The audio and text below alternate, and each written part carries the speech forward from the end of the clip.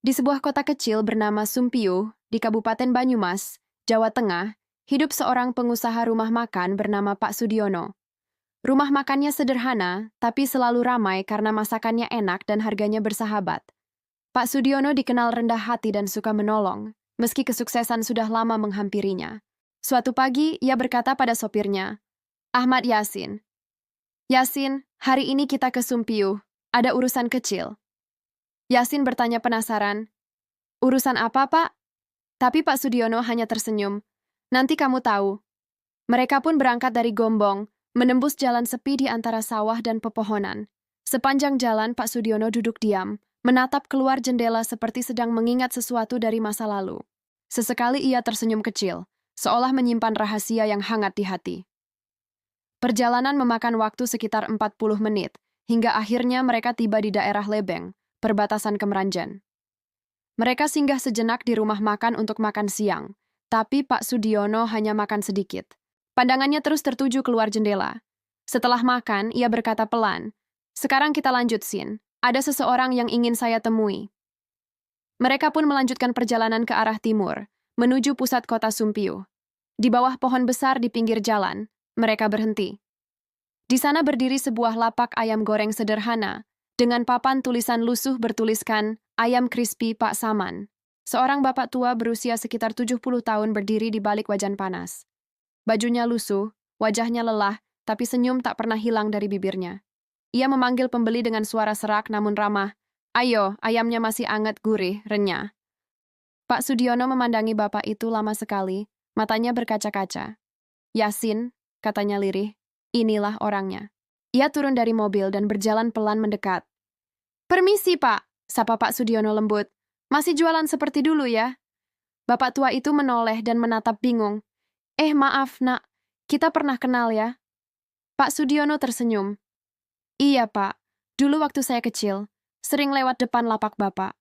Saya suka lihat ayam goreng Bapak, tapi nggak punya uang buat beli." Si Bapak terdiam, mencoba mengingat. "Wah, sudah lama sekali itu, Nak.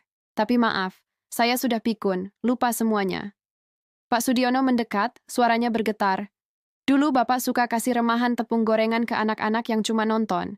Saya salah satunya, Pak." Bapak tua itu menatap lekat-lekat, lalu senyumnya perlahan mereka. "Lo Gusti, sampai Yanto Diono cilik? Astaga, sudah besar, sudah jadi orang sukses."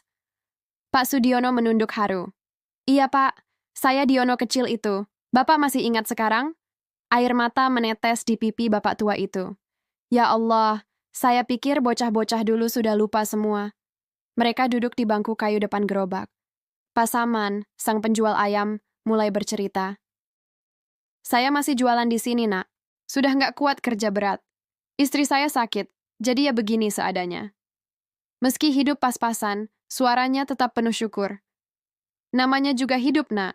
Selama bisa nyengir, ya disyukuri aja." Pak Sudiono tersenyum, menatap bapak itu dengan hormat. "Bapak luar biasa, Pak. Masih semangat meski hidup nggak mudah." Mereka tertawa bersama, dua hati dari masa lalu yang kini dipertemukan kembali. Lalu Pak Sudiono berkata, "Pelan, Pak, saya mau beli sesuatu." Pak Saman mengira ia mau membeli ayam. "Ayamnya masih baru, Nak." Namun Pak Sudiono menggeleng. "Saya mau beli remahan tepung gorengan Bapak." Pak Saman terkejut. "Loh, buat apa, Nak? Itu kan cuma sisa, nanti juga saya buang." Pak Sudiono tersenyum. "Buat saya, remahan itu berharga. Karena dulu, Bapak pernah kasih remahan itu ke anak kecil yang lapar. Anak kecil itu saya, Pak." Bapak tua itu menatapnya lama, matanya mulai bergetar. Pak Sudiono kemudian menyerahkan sebuah amplop. "Ini, Pak, uang untuk membayar remahan yang dulu." Pak Saman membuka amplop itu lalu gemetar. "Ya Allah, ini terlalu banyak, Nak. Saya nggak pantas." Pak Sudiono menepuk bahunya. "Bapak pantas. Ini bukan sedekah, tapi ucapan terima kasih dari anak kecil yang dulu Bapak beri semangat." Mata Pak Saman berkaca-kaca. "Saya nggak sangka, Nak. Kamu masih ingat." Pak Sudiono menunduk. "Saya nggak akan pernah lupa, Pak. Dulu, remahan dari Bapak itu yang bikin saya semangat sekolah. Saya janji suatu hari nanti akan kembali untuk berterima kasih." Mereka saling menggenggam tangan, erat, seolah waktu berhenti di bawah pohon besar itu. Sore itu, udara Sumpiuh terasa hangat dan penuh makna. Aroma ayam goreng bercampur dengan haru dan rasa syukur. Pak Sudiono berpamitan, Pak Saman, semoga Bapak sehat. Kalau butuh sesuatu, kabari saya. Pak Saman tersenyum, air matanya mengalir pelan. Matur nuwun, Nak Diono. Semoga Gusti Allah membalas kebaikanmu. Dalam perjalanan pulang, suasana di dalam mobil sunyi. Beberapa menit kemudian Yasin bertanya, Pak, kalau boleh tahu, tadi Bapak kasih berapa? Pak Sudiono menjawab tenang, 5 juta, Sin. Tapi bukan jumlahnya yang penting. Kebaikan itu nggak bisa diukur dengan angka. Yasin mengangguk, matanya berkaca-kaca. Di antara jalan Gombong dan Sumpiuh, ia belajar satu hal besar dari perjalanan kecil itu, bahwa kebaikan sekecil apapun tak akan pernah sia-sia. Dongeng Hikmah Nusantara. Kebaikan kecil, meski tampak sepele, bisa meninggalkan jejak yang dalam di hati seseorang. Berbuat baik tak perlu menunggu kaya atau punya waktu luang.